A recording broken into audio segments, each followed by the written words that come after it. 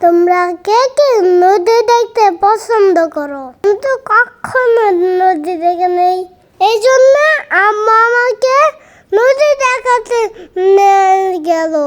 নদী কেমন হয়তো সেটাও তো আমি জানি না। মামনি বলেছে নদীতে তো অনেক পানি থাকে। আসলে কি তাই? সেটাই আজকে আমি দেখবো। আমরা একটা অটোতে করে চলে আসলাম নদীর পাড়ে। ওই নদীটার উপরে বড় একটা ব্রিজ আছে। যখন গেছি অনেক রোদ ছিল। এখন তো শীতকাল, এই জন্য রোদে এত গরম লাগেনি। আমরা যে নদীর পাড়ে গেছি সেটার নাম কি জানো? এটা হলো মহানন্দা নদী। তোমরা কে কে নদীটা চেনো? আমরা ওই ব্রিজে অনেকক্ষণ দাঁড়াইছিলাম। ব্রিজটা এত বড় ছিল, আমি কিছু ছবিও তুললাম। ব্রিজের উপর থেকে দেখা ছিল কত পানি।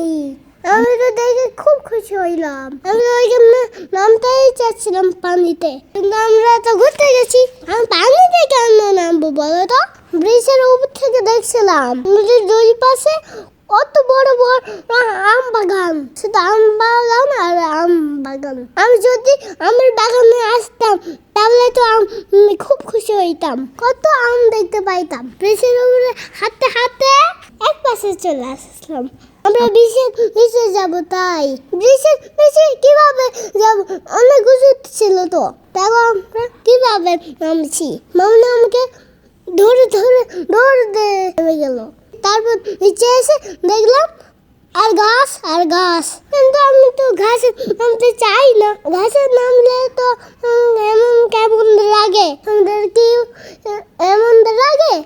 মামনি আমাকে জোর করে ঘাসে নামাতে চাচ্ছিল। আমি তো কিছুতেই নামবো না। তারপর আর কি আর করা, মানে কিছু ছবি তুললাম। নদীর পানির কাছে যেতে চেয়েছিলাম, কিন্তু নদীর পাড়ে কাদা ছিল, তাই আমি আর যাইনি, দূর থেকেই দেখলাম। তারপর আমরা কিছু ছবি তুলতাম। ব্রিজের উপর থেকে আমরা সবাই খুব সহজেই নেমে গেছি। এখন আমি উঠবো কি করে? অনেক উঁচু তো। তারপর দেখলাম ওই খাড়া সিঁড়িতে অনেকেই উঠছিল। বাবাই আমাকে হাত ধরে ওই সিঁড়িটার উপরে নিয়ে গেল। বাবার হাত ধরে সহজেই সিঁড়িতে উঠে গেলাম। আমি উঠে গেলাম ব্রিজের উপরে। উঠে দেখি অনেক সুন্দর একটা দৃশ্য। দেখো সূর্যটা লাল টকটক হয়ে আছে। দেখো আমি সূর্যটা ধরে ফেলেছি। কিভাবে ধরেছি দেখো।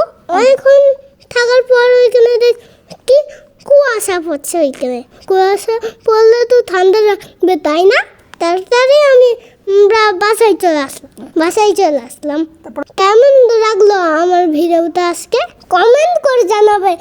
দেখা হবে পরের ভিডিওতে নতুন কোনো জায়গায়। আল্লাহ হাফেজ।